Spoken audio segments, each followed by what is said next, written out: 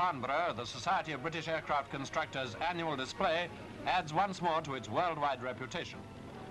1953 was a year of consolidation with emphasis on production models rather than prototypes, and above all it showed the British industry's capacity and determination to export.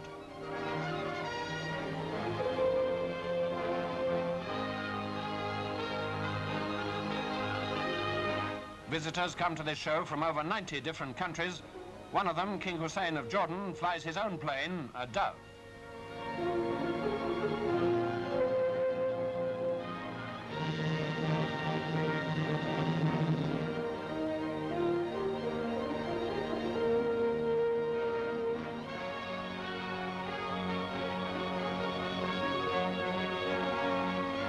The sounds and shapes of the jet age are here in all their variety.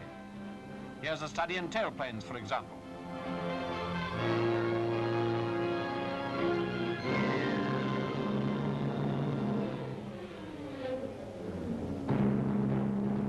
Now the flying sequences and the civil types. First, the Vickers-Viscount, the world's first turboprop airliner.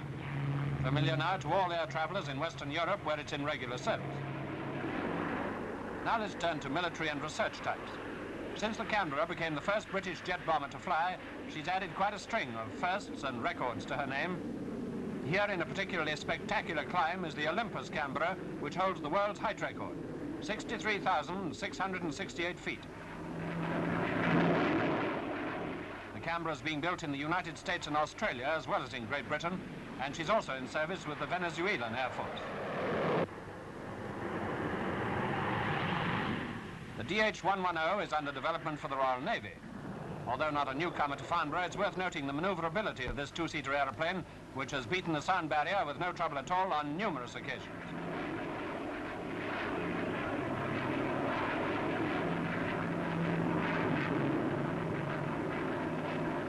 As a contrast, the short Seamew, also in production for the Navy. A turboprop anti-submarine aircraft which can take off and land from small escort carriers.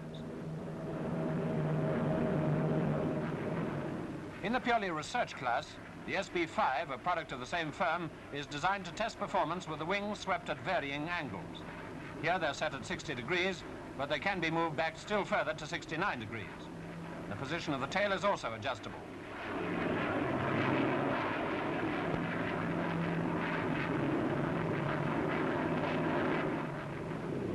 Another research aircraft, the Bolton Paul 111A, a very fast little delta wing type.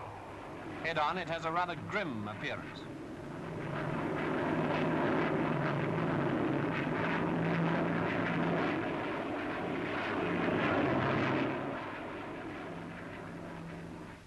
Among the fighters on show is the two-seater radar-carrying Gloucester Javelin.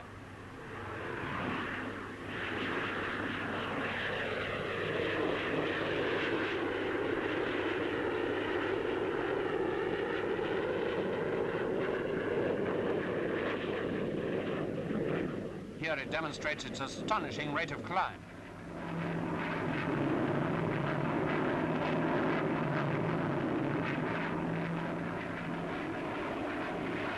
The Javelin, in super priority production for the RAF, has the delta wing, which makes it extremely maneuverable at both high and low altitudes.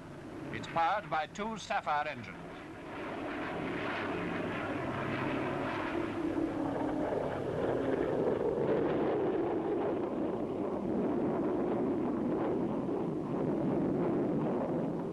Two Supermarine Swifts take off.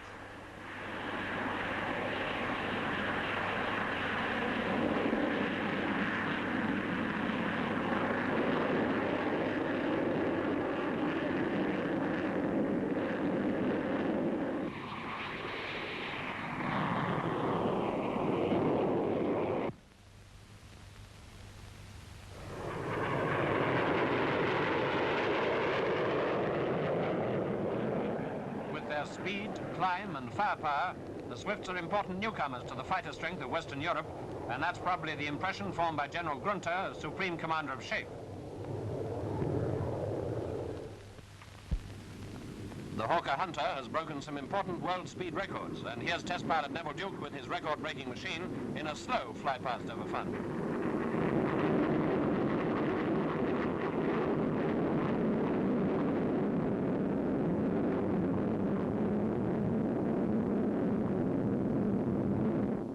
Delta, like the Swift, is in super priority production for the RAF, and it's also being built under license in Holland and Belgium.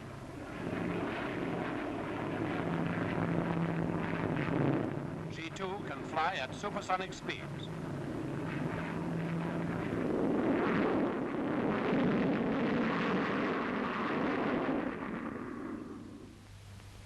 That's one of the shock clouds characteristic of sonic flight.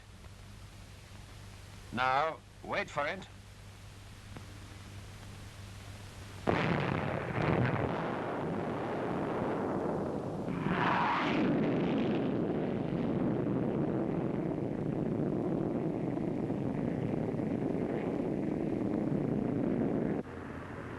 The Handy-Page Victor, another new aircraft on show at Farnborough for the first time, is Britain's latest V-bomber to go into production.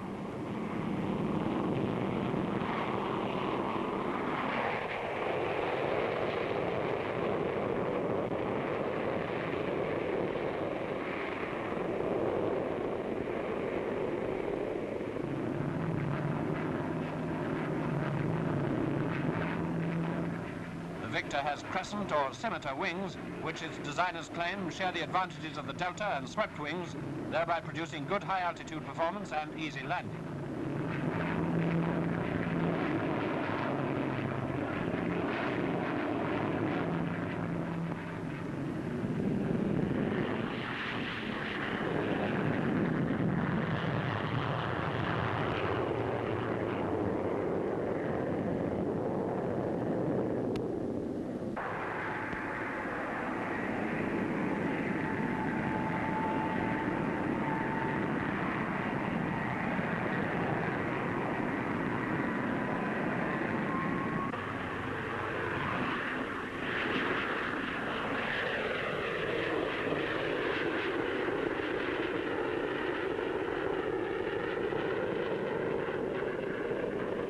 Vickers Valiant was the second V-bomber on show.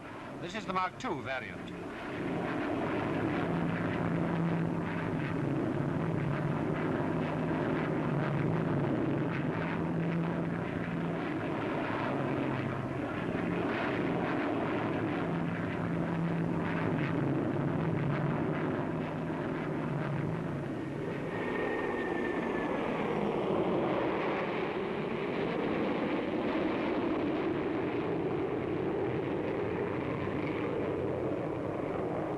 Now the third V-bomber, the Vulcan.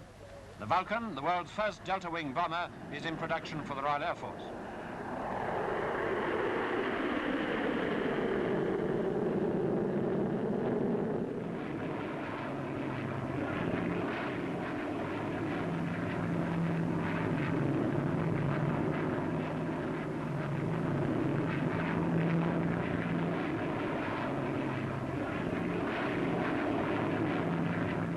Here we see the first two Vulcans taking the air.